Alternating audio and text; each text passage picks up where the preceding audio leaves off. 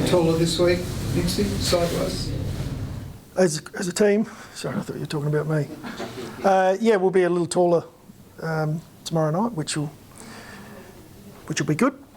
Obviously, Riley coming back in is exciting for us. Got to temper our expectation a little bit there. I mean, he's played 2 games this year, and so both of those at SANFL level. So it'll be nice to have him back in, because we felt like his off season and his pre-season was at a really high level. Now it's just that way to get back into footy again. When you haven't played footy for a while, the touch isn't quite there. So, but he's a nice inclusion. What did you see from him that said to you he was ready for this week?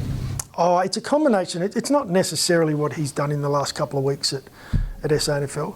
It's his feet being underneath him. He's done a hell of a lot of work to be fit and ready to go from a fitness point of view. He's still got to get his touch back, as any player does when they miss that much footy. And that was the main reason for a couple of games in the sample. And so now we're looking for him to come in and impact the game, but we're also understanding that the expectation can't be too high when you haven't played that much football across the last 6 months. You've used with Brodie coming back, Solly at the start, you used the sub as almost like a transition into the team. Do you consider something like that with Riley? Yeah, we'll have a look at that. I'm not going to give too much on what we're doing in that space at the moment, only because I know how good Ross Lyon is as a coach, and I know how he worked with that, but we'll hold that one until game day.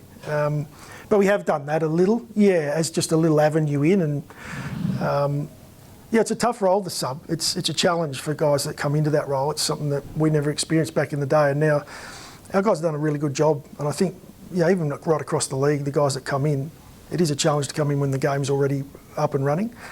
But we'll have a look at how we use that tomorrow night. How does Riley's inclusion change the dynamic of the forward line?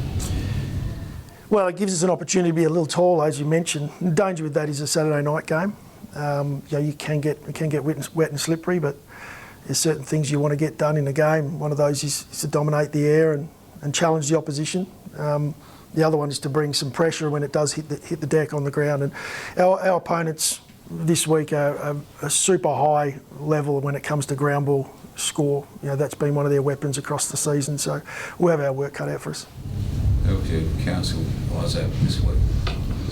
Oh, just there for him whenever he needed, from a support point of view. And and right now we're going to miss him. We'll miss him for the month of footy, but he'll keep his head down and go to work. So he's got some really high level support around him at this point. What sort of mindset's he in? I mean, it must be frustrating, not only for him personally, but for you to lose arguably your best player this year.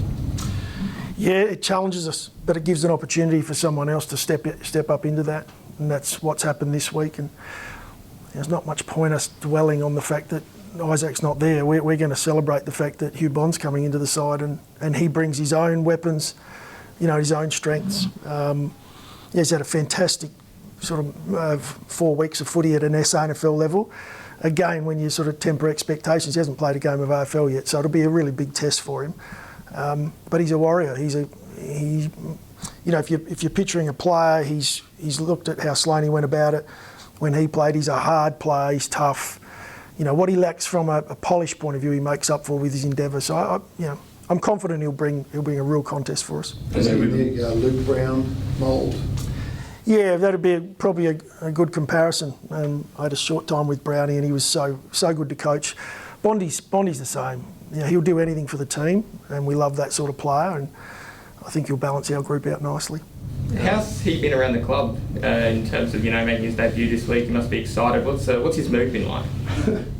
Have you seen him around the halls? He's I'd say excited is an understatement. He's really looking forward to it, and we're just trying to work with him now on balancing that, so that he doesn't get too lost in organising tickets for the family and making sure. He's got a beautiful family that have come over and support him, a brother and a sister that are his biggest fans, and so Yeah, he's excited and ready to go. Now he needs to spend the next 24 hours just chilling out a bit and getting ready. Thank you for done your preparation for the Saints this week. Is it an element of almost preparing for two different Saints sides, whether it is that side that starts and tries to condense things and lock down a little bit, but then also we saw that side that can absolutely destroy you and kick quick goals? Yeah, it's slightly different. I think Ross has added another part to their game where they can score and score quickly. They have some real talent in their side when it comes to the way they use the footy, and if given too much space, we saw it last week, they can score multiple goals in a row. So we'll have our work cut out for us. We know also that I know Ross well, and I know he values the defence side of the game. So we'll be coming really trying to get the game on our terms, our home ground. It's where we play our best footy, and so we'll be trying to take it up to them early. What did your midfield group learn last week about they don't have a Lockie Neal, a Jack Steele, but what did they learn about letting really good players get off the chain? Yeah, well, you give too much space to a player like Lockie Neal, he will punish you, and he did that. Kicking 3 goals as well. So it's been a learning week for our mids. When I say learning, it's probably not the right word. It's just one where we just come back to, what is it we value in there and how are we going to get that job done. We'll have our challenges every week like that. I know you say there's not a Lockie Neal in every team, but there is. There's a player that's of a high level, and if given too much space will hurt you. So, we'll work through that this weekend and hopefully get a response off the back of last week. Does Murphy again play a lockdown role either this week or in the future? Yeah, possibly. He did a solid job of it. We went there and that's through the second half, and he definitely had an influence on the game, Murph, in that role. It's probably not plan A though. Murph plays a really important role for us pressuring ahead of the ball. So if we are going to that, unfortunately we've got a couple of levels wrong prior to that. And that's probably coming back to our week as a group, and where we spent a fair bit of our time was just making sure that our mindsets are right and our focus is right. That accountability side when it comes to us v the opposition mids. How do you at this time of year keep your group motivated? I know you say they're investors ever and that sort of thing, but when the weather's pretty poor, the sort of the season in terms of finals, there's no chance, and you've lost your best player as well. So how do you continue to get them growing and get them invested at a challenging time of the year? We've probably formed that over years of working our way through it. There's not a lot of motivation needed at the moment, which I know might be a surprise for some from the outside. We have a group that are led well. They get around each other. I don't know if you heard the ice baths. It's on the other side of that wall. They're mad at times. They manage to keep themselves up and about. And if we feel that they're struggling in that space, then we'll try and help out with that. And I think the group feel like we're not that far away, and so that keeps the group motivated. There's pressure from below. You see Hugh comes into the side. He deserved an opportunity. It wasn't like he was gifted one. We know Isaac went out, but Bondi was knocking on the door and ready to go. So Riley Thilthorpe coming in is another one who's 2 games back. So there's still an excitement there about what we can do, but we also have an understanding of reality at the moment. The season hasn't been at the level we want it to be. Especially in that win-loss column, we just haven't got that done, but we're going to finish off strong. We want to really take some momentum into the end of this season.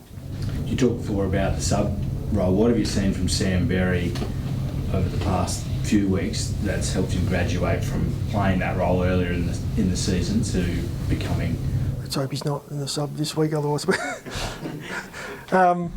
We really wanted to give Bez the best crack at just a full game in around the midfield and show what he's got. And I think we know at his best that he can hold his own and he can match anyone in that area. He's a hard ball get player. He loves it in and under. Sometimes that's tough to do when you come off the bench as a sub. You might be required to do a slightly different role, or we got to shuffle the chairs a bit and mix the team up. But I'm confident that Sam will give his best. I reckon he'll be one that'll really try and step up this week. After last week we mentioned the mids. I reckon Sam Berry's one who's been quite vocal this week when it came to our learnings and what we were going to bring when it came to St Kilda. Are you optimistic his future's here? Yeah, I'm very optimistic. I think Sam Berry's, he's a great player. He's a superhuman off the field with our group. He's a good kid. you think it was front of mind for your players and your overall perspective, the Isaac Heaney incident in terms of striking off the ball, or do you think that's given them a good reminder that if you do happen to slip up, you're going to pay the price? Yeah, I think there are reasons why decisions are made in that space, and I'm no expert on it, and I'm not going to be able to tell you what the result is before it happens, but it's obvious we're trying to look. It's player welfare that we're trying to look after. It's a tough one in that situation because sometimes you look at some of these incidents and you say, look, I don't believe there's any intent to hurt or any intent in the action. Unfortunately, the game now at the moment, or fortunately, we're trying to look after players. And if you decide to make contact with another player off the ball, then you're running the risk. Margins are so fine now. It's sort of more big picture, but given that they're so fine and there's this emphasis on protecting the head and to suspensions more frequently, would you like to see a change to Brownlow eligibility? Would I like to see Heaney win the Brownlow? Is really. I mean, I want to see the best players have the opportunity to be recognised, and part of that is the Brownlow medal is a highly regarded award, and it is tough when you see an incident like this week. When you see that play out, I feel for the player, but I believe I've got an understanding of why we're doing that. So it's a tough one. Like, there's not a right answer. I can't give you a right answer. It's just one of those tough situations. Just on the Isaac Rankin one, is that one of those ones that you just go, it was an instinctive moment in the game and you don't worry about needing to talk to him too much? I mean, 'cause as a former player in that moment, can you see how that happens without really thinking, and then you go, oh crap, I'm now out for a month? Yeah, and in the similar language, I'd strongly, well, I know Isaac well, I've been able to sit down with him. I don't believe there was any intent to hurt. Unfortunately, in that moment, it might be when he looks back on and says, well, yeah, I made a mistake. In the end, we I guess, challenged it in a way. It wasn't about it being right or wrong. It was about maybe how long he was going to miss the game for. Is he going to play enough football this year to, I know you beat the Crows team, but the All-Australian team, but you're talking about players getting accolades. Is he around that mark? Well, I'm biased. I'm very biased. I get to watch him every week, and I know how good his season's been up to this point. But that's not for me to decide, is it? Unfortunately, because if I was deciding it, I'd put him in. Last couple, guys. Just one from me. Obviously, St Kilda beat Sydney last week. Does that put you a little bit on notice, considering they went out and they beat the best placed side in the competition despite their form coming in a little bit? We knew we were coming up against a really strong opposition this week, no matter what they did last week. I mean, their block of work's been a lot more than just a win against Sydney. They've had a really strong month plus, so we knew our work would be cut out for us. We know we're going to have to bring our A game. The Sydney game was just a good chance for us to look at them doing it to, well, what everyone perceives as the best team in the competition. Can I just check on Hinge short term, is he? Yeah, we're hoping one. But if it does take maybe two, we're not guaranteed on that. We've got to make sure he pulls up well. But he needed the break, unfortunately. They call Zach Taylor Milk. Is there a sort of 007 type Hugh Bond nickname that we don't know about? They call him Bondy. We did introduce him as when we debuted him into the group. We said that 007 was coming in, so there was a bit of music playing. We had a bit of fun with it, but I'm not sure all the boys know what James Bond is. We're all getting a bit old.